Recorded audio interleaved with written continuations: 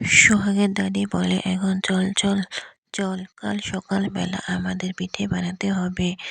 না, বড় দিদি সব একা করছে, না আমাদের সাহায্য করতে হবে তো, চল আয় আয় আয়।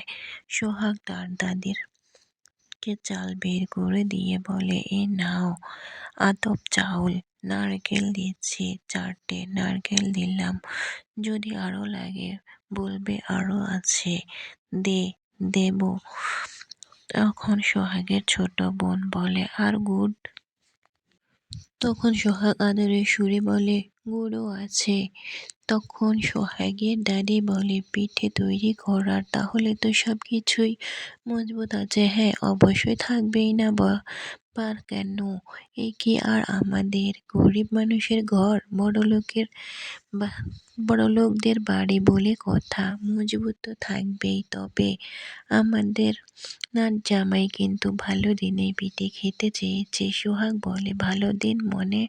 তখন দাদি বলে, কাল সংকটা মঙ্গল চণ্ডীর পুজো, কাল কিন্তু আমরা এখানে সংকটা মঙ্গল চণ্ডী ব্রত করব। অন্যদিকে সোহাগের শ্বশুর মশাই এসে বলে, আপনি এসেই কাজে লেগে পড়েছেন, একটু বিশ্রাম নিতে পারতেন তো।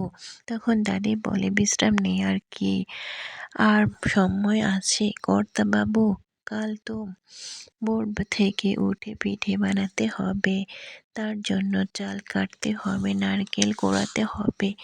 কর্তাবাবু, বলছিলাম যে কর্তাবাবু, একটা সমস্যা হয়েছে। তখন সূর্যের বাবা বলে, কি বলেন না? তখন দাদি বলে, আমাদের জামাই আমার কাছে পিঠে খেতে চেয়েছে, আর কাল ওই সংকটা মঙ্গল চণ্ডীর পুজো আছে, তাই আমি ভাবলাম যে যদি ওই পিঠে দিয়ে যদি একটু পুজো দেওয়া যায় আর কি। তখন সূর্যের বাবা বলে, তা তো ভালোই কথা, কিন্তু কর্তাবাবু,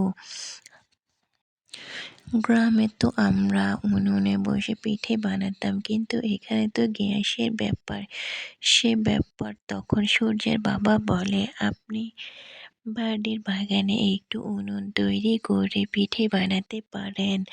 তখন সোহাগের দাদি বলে, বাবা, সে তো খুব ভালো। আসলে কর্তাবাবু মানুষটা খুব ভালো, কিন্তু আমাদের নাট জামাইটাও কিন্তু এতটাও খারাপ না, অনেক ভালো একজন মানুষ।